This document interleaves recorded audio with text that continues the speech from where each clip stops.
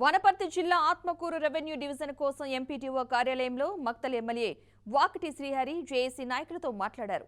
Revenue division వెంటనే ఏర్పాటు చేయాలని జేఏసీ నాయకులు ఎమ్మెల్యే తెలిపారు. ఇక ఆత్మకూరు మక్తల్ రెవెన్యూ డివిజన్ కోసం ముఖ్యమంత్రి రేవంత్ రెడ్డి, మంత్రి పొంగులేటి శ్రీనివాసరెడ్డితో మాట్లాడతానని ఎమ్మెల్యే హామీ ఇచ్చినట్లుగా తెలిపారు.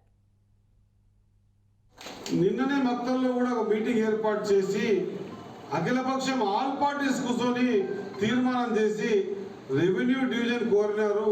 ఈరోజు మీరు అడుగుతా ఉన్నారు. నేను 100% చెప్తా ఉన్నా. నా రెండు కూడా జిల్లాలు వేరే.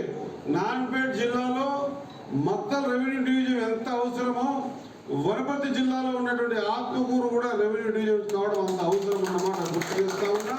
ఈ ప్రాంతంలో ఉన్నటువంటి ప్రజల ఆలోచన అవసరాల మేరకు ఇది అత్యవసరముతో పాటు అనివార్యం కాబట్టి ఖచ్చితంగా ఒక కార్యక్రమాన్ని తీసుకొని ప్రభుత్వానికి ఇదివరకే విన్నవించినాం. ఈ రెండు కూడా రెవెన్యూ డివిజన్స్ కావాలని పొంగులేటి శ్రీనివాసరెడ్డి గారికి, ముఖ్యమంత్రి గారికి, ముఖ్యమంత్రి పేషికి స్పెషల్ సిఎస్కి కూడా ఈ మొత్తం పేపర్ వర్క్ చేసినామన్నమాట మీ అందరి ముందు తెలియజేస్తా ఉన్నా. ఏదైనా ఒకటి ఓ పేపర్ వర్క్ అంటే మేము లెటర్ ప్యాడ్ ఇచ్చి ఇది కావాలంటే ఎప్పుడు ఏ పని కాదు. లెటర్ ప్యాడ్ ఇవ్వడం అనేది 1% అయితే 99% దాన్ని పర్సువేషన్ చేయాలి. ఒక బాధ్యతగా చెప్తా ఉన్నా.